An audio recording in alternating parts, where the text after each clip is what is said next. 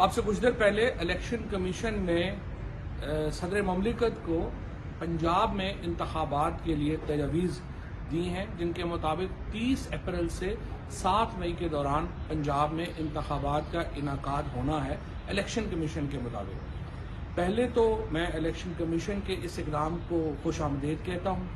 ہم یہ سمجھتے ہیں کہ الیکشن کمیشن نے سپریم کورٹ کے حکم کے اوپر عمل درآمد کی طرف صحیح قدم اٹھایا ہے۔ سپریم کورٹ نے اپنے حکم میں یہ کہا تھا کہ الیکشن کمیشن اور صدر 90 دن کی مدت سے آگے جا سکتے ہیں، لیکن لفظ استعمال کیا تھا بیئر منیمم، یعنی کم از کم جو مدت ہے اس سے آگے جائے، اس سے آگے نہ جائے۔ چونکہ آخری عشرہ ہے رمضان کا، اس کے بعد عید ہے، ہم یہ سمجھتے ہیں کہ الیکشن کمیشن نے درست طور کے اوپر یہ قدم اٹھایا ہے۔